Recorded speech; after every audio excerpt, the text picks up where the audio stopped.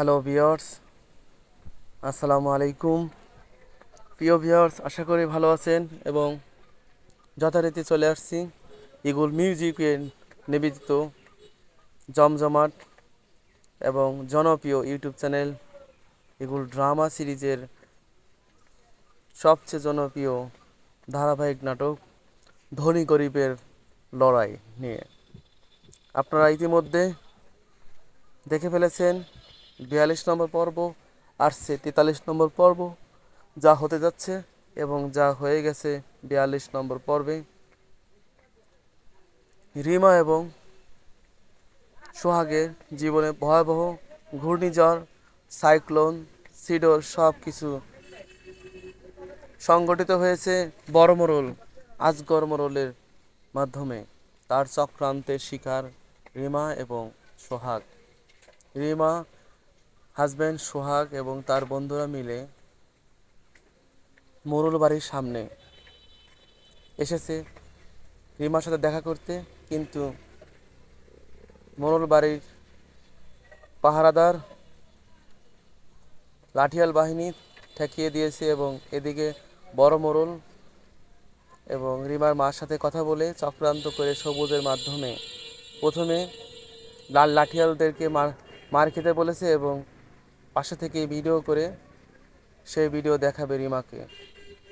কথা হচ্ছে বড় মোড়ল এবং সবুজের, এবং ভিডিও করে অলরেডি রিমাকে দেখাচ্ছে যে দেখো তোমার স্বামী, তোমার দরদের স্বামী, দেখো আমাদের তোমাকেই মারিনি, আমাদের বাড়ির লাঠিয়ালকেও মেরে গেছে।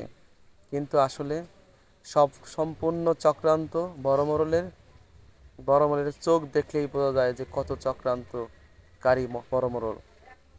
এদিকে রিমার শ্বশুর বাড়িতে সোহাগের মা এবং সোহাগের বাবা চিন্তায় বসে আছে এবং ইতিমধ্যে চলে আসলো সোহাগ। এসে বলতেছে, আমি তো রিমাকে আনতে পারলাম না, মোড়ল বাড়ি ঢুকতেই আমাকে ঠেকিয়ে দিয়েছে এবং আমাদের তিনজনকে মেরে পাঠিয়ে দিয়েছে। তখন সোহাগের মা বলছে ধৈর্য ধরতে হবে। সোহাগের বাবাকে বলছে, বাবা আমাকে রিমাকে আমার কাছে এনে দাও। সোহাগ বলছে, আমি তো চেষ্টা করব যথাসাধ্য। এদিকে মাস্টার এবং লোটাস খুবই কষ্টে বসে আছে। মাস্টার জিজ্ঞাসা করছে লোটাসের কি হয়েছে। লোটাস বলছে এবং মাস্টার বলছে যে আমিও সমস্যায় আছি। কীরকম? একজনকে পছন্দ করি, সে আমাকে পাত্তা দেয় না।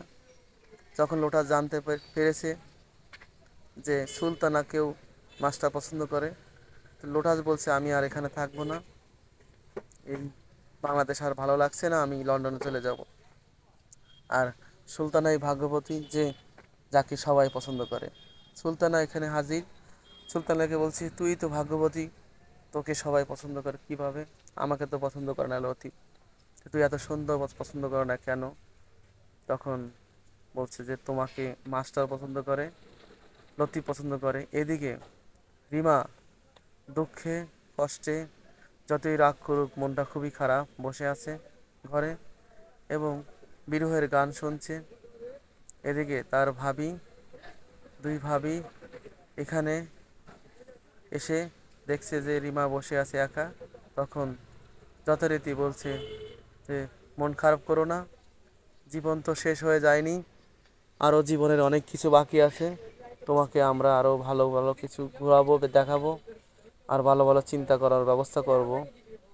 এদিকে সোহাগের বাবার কথা। সোহাগ বলছে যে আমি আবার যাব। সোহাগের বাবা বলছে না, তোমাকে যেতে হবে না। সোহাগের বাবা বলছে আমি যাব মোড়ল বাড়িতে, বড় মোড়ল অনেক ভালো, লন্ডন থেকে যে আসছে। কিন্তু আসলে তো চক্রান্ত করে সেই বড় মোড়লই। এদিকে সোহাগ বলছে তাহলে আমি রিক্সা নিয়ে বের হব। আর সোহাগের মা বলছে বাজার করে নিয়ে এসো, কিন্তু সোহাগকে নিষেধ করছে সোহাগের বাবা যে আমি যাই। যাই হোক, এদিকে মনটা খুবই খারাপ, মনে হয় আমি নিজের কাছে অপরাধী। বলছে রানা, রিমার চাচাতো ভাই। এদিকে সেখানে হাজির সুলতানা। সুলতানা বলছে ভাইয়া তুমি একা কেন? আর একা থাকবো না, আমার তো নিজেকে অপরাধী মনে হচ্ছে। কেন অপরাধী? যে আমি সুলতানার রিমার সংসারটা ভেঙে আসলাম। কিভাবে? কয় বাদ দাও তো ফকিনীদের কথা, ফকিনীরা তো মানুষ ভালো না। এদিকে সুলতানা বলছে আমার মাথার মধ্যে কিছুই ঢুকছে না, কি হচ্ছে। এদিকে ছোট মোড়ল করি, এদিকে ছোট মোড়ল এবং রিমার ভাই এবং বড় মোড়ল আজগর মোড়ল। রিমার ভাই বলছে যে বড় আব্বু, আমি তো কিছুই বুঝছি না, আপনি কেন ওদের সাথে ওকে নিয়ে আসলে? আসলে কি একবারের জন্য নিয়ে আসলে নাকি আবার ফেরত যেতে হবে? বড় মোড়ল বলছে একটু অপেক্ষা কর, দুদিন পরে একবারে বুঝতে পারবি যে রিমা ওকে একেবারে তালাক দিয়ে দিবে। আর ছোট মোড়ল করিম মোড়ল বলছে আসলে তোমার ভাব বাপ আমি কিছুই বুঝতে পারতেছি না। এদিকে অধিক আগ্রহে রতন অপেক্ষা করছে কখন আসবে প্রাণপ্রিয় ভালোবাসা সোহানা।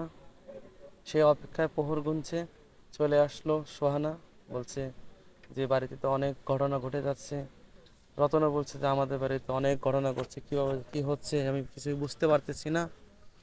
এদিকে সোহানা বলছে তোমাদের বাড়ি থেকে আমার ভাইকে মেরে পাঠিয়ে দিয়েছে, ভাবির কাছে রাগ ভাঙাতে গিয়েছিল। কিন্তু রতন বলছে না, আমি তো শুনেছি যে তোমার ভাই তো আমাদের লাঠিয়ালদেরকে মেরে চলে আসছে।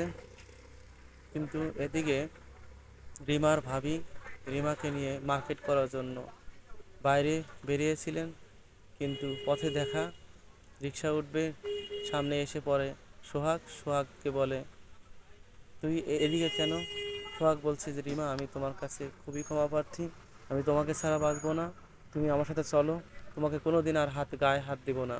কিন্তু রিমার ভাবি বলছে তুমি এখান থেকে না গেলে তোমাকে লোক ডেকে গণপিটুনির ব্যবস্থা করব, তাড়াতাড়ি এখান থেকে সরো। এদিকে ছোটো মার সাথে মাস্টারে দেখা। ছোটো মা বলছে মাস্টার আসলে কি ঘটছে আমাকে তুমি বলো, আপডেট দাও।